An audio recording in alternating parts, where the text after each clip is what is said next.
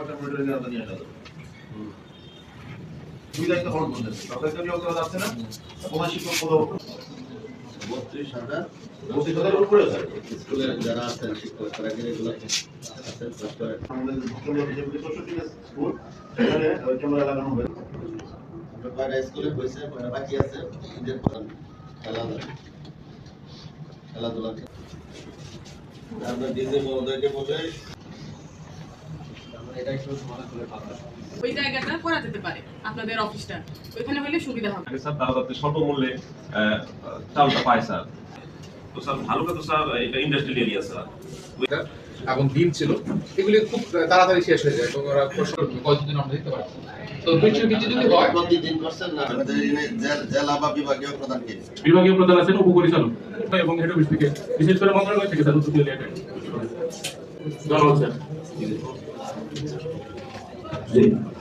এই বালুকাতে 12,000-এর মতো আসামি আছে যারা শুধুমাত্র বন বিভাগ কর্তৃক মামলার আসামি হয়ে আজকে এমনও মামলা আছে যে 20 থেকে 25 বছর আগে মামলা হয়েছে সে মামলার নিষ্পত্তি হয় নাই কিন্তু সে হয় কারাগারে না হয় কবরে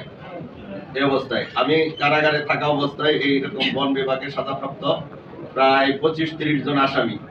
তাদেরকে আমি জেলখানায় থাকা অবস্থায় আমি আপিল করে তাদেরকে বের করছি এমন আরো বেশ কিছু আসামি ছিল যাদের জরিমানা ছিল 1 লক্ষ 2 লক্ষ টাকা সেগুলি জরিমানা দিতে পারে নাই বিদায় তারা বছর 1-2 বছর করে সাজা কাটছে তাদেরকেও এই ব্যাপারটা খুব স্পর্শকাতর আপনার যে 12,000 মানুষ বনের মামলায় আসামি হয়েছে তাদের সকলকে একত্রিত করলে 12 একর জায়গা তারা দখল করছে সেটা দেখাইতে পারবে না বন বিভাগ কিন্তু বালুকাতে এমন মানুষ আছে যে একজনেই 10-12 হাজার না 100 একর জায়গাও দখল করছে তাদের নামে কিন্তু বনের কোনো মামলা নাই আপনারা জানেন কিনা যে আমার নির্বাচনের বিজয়ের পিছনে এটাই একটা সবচেয়ে বড় কারণ ছিল যে এলাকাগুলিতে বনের অধ্যুষিত জায়গা বন বিভাগ যেখানে মামলা দিয়ে মানুষকে হয়রানি করছে এবং যে এলাকাগুলিতে প্রভাবশালীরা অনেক জমি দখল করছে তাদের নামে মামলা হয় নাই সেই প্রতিবাদ গুলি করার কারণেই ওই অঞ্চলের মানুষ আমার পক্ষে তারা রায় দিয়েছে